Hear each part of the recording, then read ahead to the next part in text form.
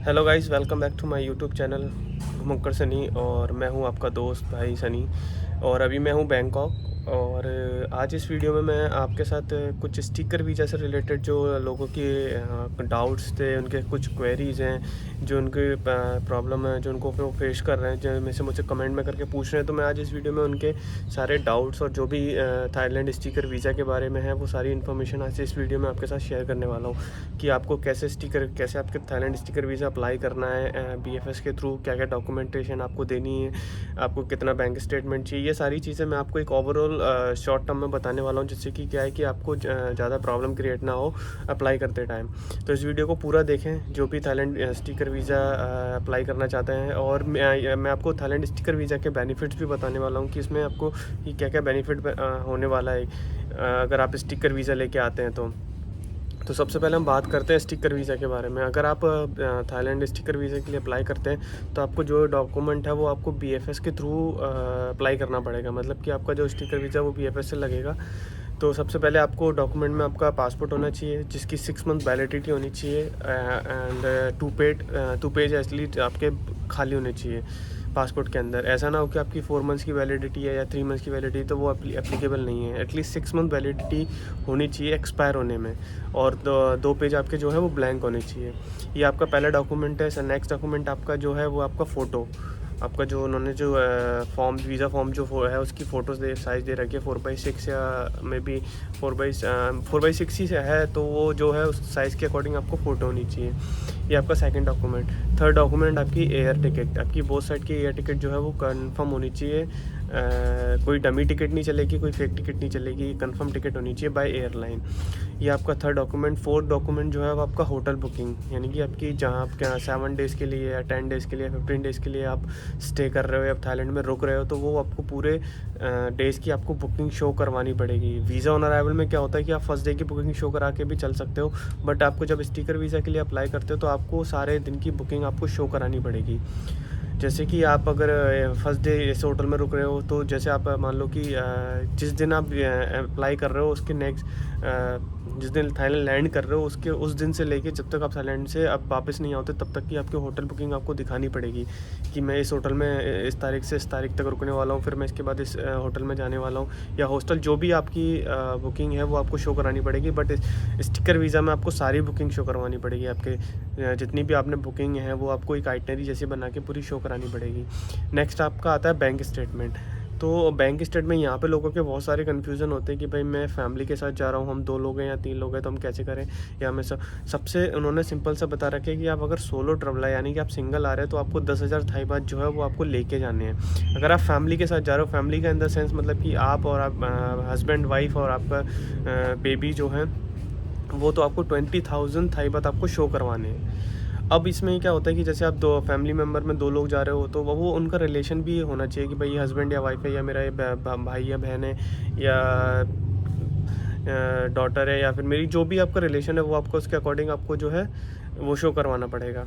अब यहाँ पे आता है एक चीज़ और, लोगों की कन्फ्यूज़न है कि भाई मेरे साथ छोटे बेबी हैं, उनका क्या मैं अलग से फॉर्म भरूँ या फिर कैसे। तो उनका फॉर्म आपको अलग से नहीं भरना है। वीज़ा फॉर्म के अंदर क्या होता है, आप जो मेन आप जैसे आप हो फैमिली के हेड, तो आपकी इन्फॉर्मेशन सारी आएगी और उसमें नीचे मेंशन होता है चाइल्ड। अगर आपके साथ चाइल्ड अगर ट्रैवल कर रहा है, तो उसका नाम, उसका डेट ऑफ बर्थ, उसका पासपोर्ट नंबर, ये सिर्फ आपको उसको फॉर्म के अंदर फिल करनी होगी। उसका सेपरेट फॉर्म भरने की ज़रूरत नहीं है आपको स्टिकर वीज़ा के लिए। जहाँ आपके साथ अगर 1 या 2 या 3 बेबी है, तो उनको सिर्फ आपका वहाँ पासपोर्ट नंबर और उनकी डिटेल फिल करनी है। बाकी आपका जो है वो सारा आपके हेड पे ही होगा। तो और वीज़ा ये आपका हो गया आपका करेंसी उसका, सॉरी, बैंक स्टेटमेंट का। बैंक स्टेटमेंट जब आप निकलवा के लाओगे बैंक से, तो उसमें क्या है, आपकी जितने भी 6 मंथ का स्टेटमेंट है वो जिस दिन आप अप्लाई करने जा रहे हो उस दिन तक का आपके पास स्टेटमेंट होना चाहिए। उस स्टेटमेंट में आपके ट्रांजेक्शन पहले जो भी हैं वो चलते रहेंगे, बट एट प्रेजेंट जब आप अप्लाई करने जा रहे हो, तो उसमें 70 से 80 हज़ार या 80 से 90 हज़ार जितना आप अमाउंट शो करोगे उतना बेनिफिट है। तो आप वो दिखा लें और उसका बैंक स्टेटमेंट निकलवा लें। निकलवाने के बाद आप उसका जो है वो आपको बैंक से अटेस्टेड करवाना पड़ेगा, यानी कि फर्स्ट पेज और लास्ट पेज जो है वो आप बैंक मैनेजर से जो भी बैंक असिस्टेंट है उससे साइन करवा के लाएँ, स्टैम्प करवा लाएँ। बाकी नॉर्मल जो पेजेस हैं उन पर सिर्फ आप स्टैम्प लगवा सकते हैं। सिग्नेचर जो है वो आपका फर्स्ट पेज और लास्ट पेज पे होना कंपलसरी है। अगर आप उनको रिक्वेस्ट करें तो वो सारे पेजेस पे भी सिग्नेचर कर देंगे, उनको वीज़ा के लिए बोलोगे तो वो कर देंगे, कोई ज़्यादा इशू नहीं। अगर SBI वगैरह या प्राइवेट बैंक में जाते हैं तो वो ईज़िली आपको कर देंगे। और बैंक स्टेटमेंट जो आपको निकलवाना है वो आपको बैंक से ही निकलवाना है, ये नहीं कि आप अपने एप्लीकेशन जैसे ऑनलाइन बैंकिंग ओपन करी वहाँ से स्टेटमेंट डाउनलोड कर लिया चले गए, नहीं, आपको स्टेटमेंट बैंक से ही निकलवाना है। चाहे आपका कोई भी बैंक हो, वहाँ से स्टेटमेंट निकलवा के वहीं से साइन करवा के आपको लाने हैं। तो ये आपका बैंक स्टेटमेंट हो गया। उसमें एक चीज़ एडिशनल में वो मांगते हैं, अगर आपका कोई बिज़नेस कर रहे हैं तो उसका बिज़नेस रजिस्ट्रेशन, या आप कोई एम्प्लॉय हैं तो एम्प्लॉय ID वगैरह दे सकते हैं कि भाई मैं इस कंपनी में जॉब करता हूँ, तो उसका ऑफर लेटर वगैरह, ये आपका एक एडिशनल डॉक्यूमेंट है जिससे उनको क्लैरिफाई हो जाएगा कि भाई आप घूम के वापस आने वाले हो, ऐसा नहीं कि वहीं रुक जाओ। क्योंकि अभी इस समय बहुत ज़्यादा माइग्रेंट का इशू है, तो इसके चक्कर में वो थोड़ा ज़्यादा चेक करते हैं।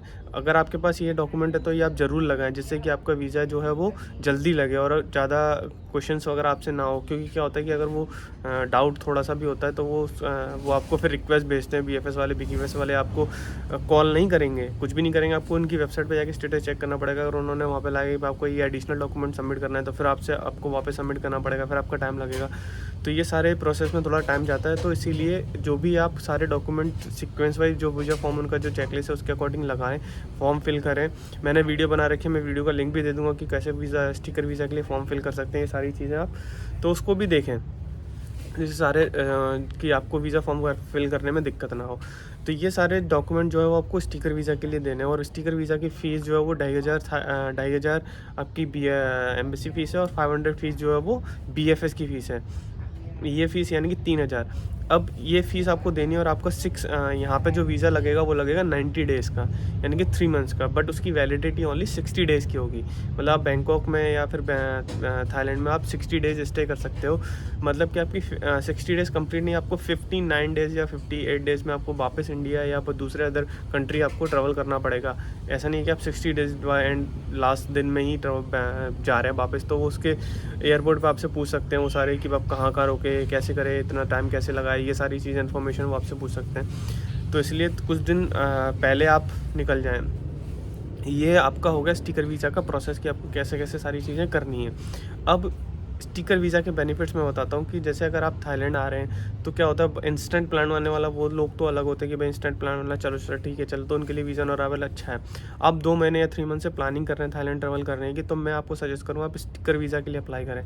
उसमें थोड़ी सी प्रॉब्लम आएगी, बट स्टिकर वीज़ा जब आपके पासपोर्ट पर लगेगा तो उसकी पासपोर्ट की जो स्ट्रेंथ है वो थोड़ी अच्छी हो जाएगी। मतलब कि आपका पासपोर्ट जो है वो थोड़ा बढ़िया हो जाएगा स्टिकर वीज़ा। अगर आप दूसरी कंट्री के लिए अप्लाई करते हो तो स्टिकर वीज़ा की वैल्यू ज़्यादा डिपेंड करती है कि आपके पासपोर्ट पे कितने स्टिकर्स लगे हैं। क्योंकि स्टिकर वीज़ा जो लगता है वो एम्बेसी से लगता है। वीज़ा ऑन अराइवल की स्टैंप अगर आप लगवा रहे हो तो उसका कोई रोल नहीं है आपका पासपोर्ट पे कि आपके भाई इतने सारे वीज़ा ऑन अराइवल स्टैंप लगे हुए हैं, जितनी वैल्यू आपके स्टिकर वीज़ा की है। तो मैं आपको ये सजेस्ट करूँगा कि आप अगर थाईलैंड के लिए ट्रैवल कर रहे हैं तो आप एक बार स्टिकर वीज़ा का ट्राई करें, स्टिकर वीज़ा के लिए लगवाएं। बिना किसी एजेंट के भी आप स्टिकर वीज़ा लगवा सकते हो। उसमें कोई इतना ज़्यादा हार्ड वर्क या इतना ज़्यादा कोई वो नहीं है कि भाई नहीं आपको इतना सारा सब कुछ करना हो। आपको कोई ज़रूरत नहीं है, सिंपली आप आराम से स्टेप बाय स्टेप जाइए, VFS ऑफिस में आप सबमिट कीजिए अपनी एप्लीकेशन। एक चीज़ और, यहाँ पे आप जो भी एप्लीकेशन सबमिट कर रहे हैं, जैसे आपकी टिकट हो गई, आपकी होटल बुकिंग हो गई, आपका बैंक स्टेटमेंट हो गया, और आपके एडिशनल डॉक्यूमेंट जो भी, तो उनकी जितनी भी कॉपीज़ है वो आप कलर में प्रिंट करवाएं। आप ब्लैक एंड वाइट ना करें, क्योंकि ब्लैक एंड वाइट वो बहुत कम लेते हैं, कलर प्रिंट लेते हैं। ये मुझे लास्ट टाइम पता चला जब मैंने अपनी वीडियो में भी आपको बताया था। इस बार फिर बता रहा हूँ कि आप कलर प्रिंट में सबमिट करें एप्लीकेशन, जिससे कि आपकी जो प्रोसेसिंग टाइम है वो कम लगे। और स्टिकर वीज़ा का प्रोसेसिंग टाइम जो उन्होंने ऑफिशियल लिया वो है आपका 5 to 7 वर्किंग डेज़, यानी कि 5 से 7 दिन वर्किंग डेज़ के अंदर मिलना चाहिए, अगर कोई आपके डॉक्यूमेंट्स की रिक्वायरमेंट नहीं है तो। और एम्बेसी वाला जो है वो 3 दिन काम करती है, मंडे, ट्यूसडे, वेडनेसडे। तो उसके हिसाब से आप अपने डेज़ काउंट कर लें। और जब भी आप प्लान कर रहे हैं तो एटलीस्ट कम से कम 1 मंथ या 20 डेज़ का गैप लेके चलें जब आप स्टिकर वीज़ा अप्लाई कर रहे हैं। ऐसा ना हो कि 15 दिन पहले आप स्टिकर वीज़ा के लिए अप्लाई कर रहे हैं तो वो आपके लिए प्रॉब्लम क्रिएट होगी। अगर कोई एडिशनल डॉक्यूमेंट आ गया, कोई भी चीज़ आ गई, तो कम से कम 20 से 30 डेज़ का गैप लेके चलें। और मैं यही सजेस्ट करूँगा कि आप स्टिकर वीज़ा के लिए अप्लाई करें, जो आप काफ़ी आपके लिए बेनिफिट है। और अगर आप दूसरी कंट्री में भी अप्लाई करोगे तो वो आपकी वैल्यू, पासपोर्ट की वैल्यू भी बढ़ाएगा। तो बस अगर आपका फिर भी कोई अगर डाउट है स्टिकर वीज़ा से लेके कि क्या प्रोसेस है, कैसे करें, क्या करें, तो आप मुझे कमेंट करके पूछ सकते हैं या फिर मुझे इंस्टाग्राम पे मैसेज करके पूछ सकते हैं। मैं आपको वहाँ पे रिप्लाई कर दूँगा जो भी आपकी क्वेरीज़ होगी। और आप मुझे डायरेक्ट मैसेज भी कर सकते हैं इंस्टाग्राम पे कि भाई मुझे ये चीज़ कन्फ्यूज़न है, वो भी जो भी आपका डाउट वो मुझसे पूछ सकते हैं। और एक चीज़ मैं यहाँ पे कहना चाहूँगा कि अभी मैं और एक मेरा फ्रेंड है, यहाँ पे रह के हमने टूर एंड ट्रेवल्स का भी स्टार्ट किया है बिज़नेस। अगर आप इंडिया से सोलो ग्रुप में ट्रेवल कर रहे हैं या फिर आपका फैमिली ग्रुप ट्रेवल कर रहे हैं, तो आप मुझे भी कॉन्टेक्ट कर सकते हैं कि थाईलैंड में, कि थाईलैंड की आइटनरी का कि कहाँ कहाँ कैसे कैसे घूम सकते हैं, टूर प्लान्स का जो भी है पैकेज वगैरह, तो वो भी मैं आपको बता दूँगा। कि अभी हमने स्टार्ट किया है, देखते हैं क्या है प्रोसेस। चलिए चलते हैं, बने रहिए मेरे यूट्यूब चैनल पे, और चैनल को सब्सक्राइब करना ना भूलें अगर आप चैनल पर नए हैं, और बने रहिए मेरे साथ। चलिए।